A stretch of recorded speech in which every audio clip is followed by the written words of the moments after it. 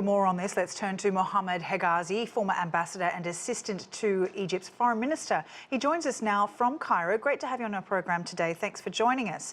Talk firstly for us about Egypt's role in these ceasefire talks.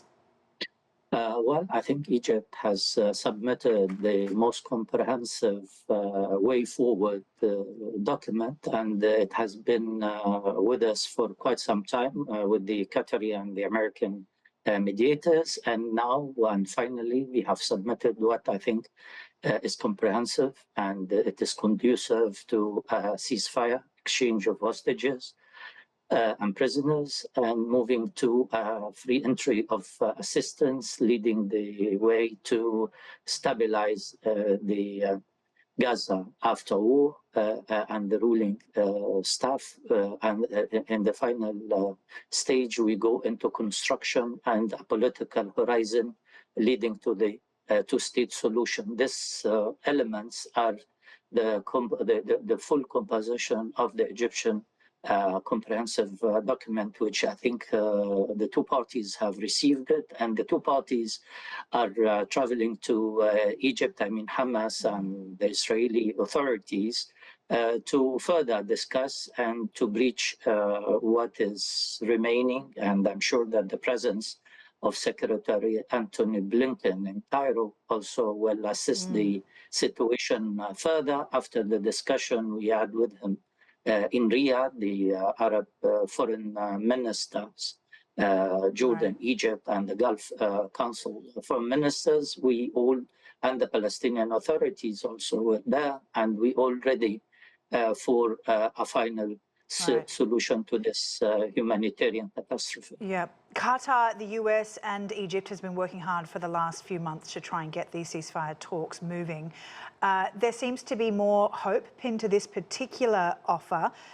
From what I understand, new wording meant to satisfy Hamas's demand for a more permanent ceasefire. Can you talk more about, what Hamas demands are and how far Israel is willing to go to meet them? Well, I think there is no talk about exchange of prisoner without a ceasefire. How about the only card in the hands of Hamas being given to the Israelis, and after the release of prisoners, Israel will resume its attack? It is not really workable, and it will lead us nowhere. So prolonged ceasefire is the name, and I think the talk is about 1 year of prolonged ceasefire.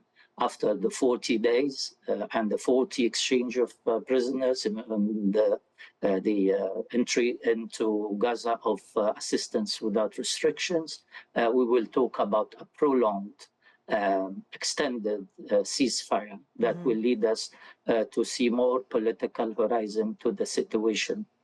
So Hamas has demanded a permanent ceasefire that would lead to a full withdrawal of Israeli troops from Gaza and the return of displaced Palestinians to their homes.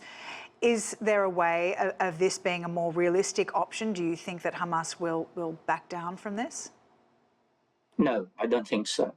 I think this is the ultimate. You cannot really give up on prisoners and you leave the other side to attack you the day after.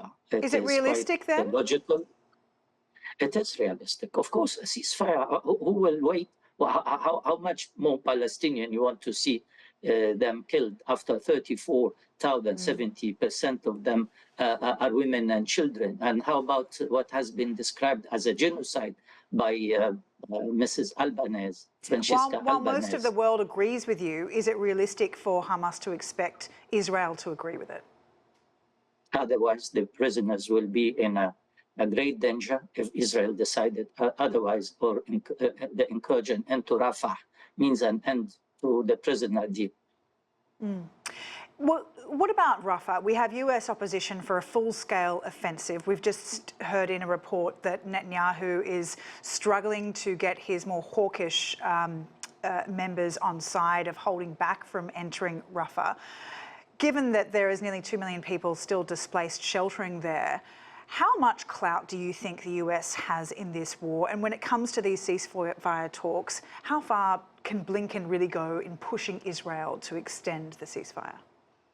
I think it's not only Blinken who is pushing the Israelis, the regional powers, as well as the international community in the declaration of the Arab Six Committee, Egypt, Jordan, the Gulf countries, and Palestine on one side. And on the other side, the 17 countries and USA have issued a declaration 3 days ago with the same vein, liberation of prisoners and ceasefire and a political horizon, of course, assistance and return of displacement, as you said.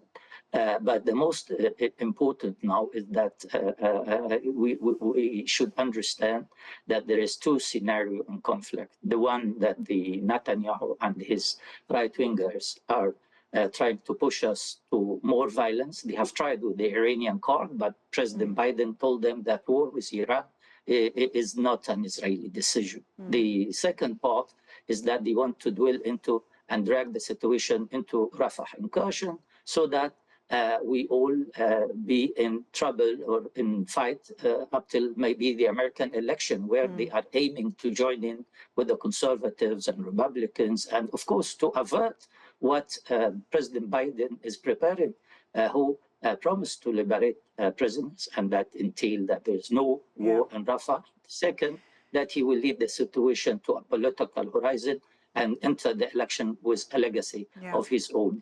This is the second scenario. And I think what the Egyptians are doing is to mend fences and try to reach an agreement, which is not far away, with logic and far from the far-right government of Netanyahu.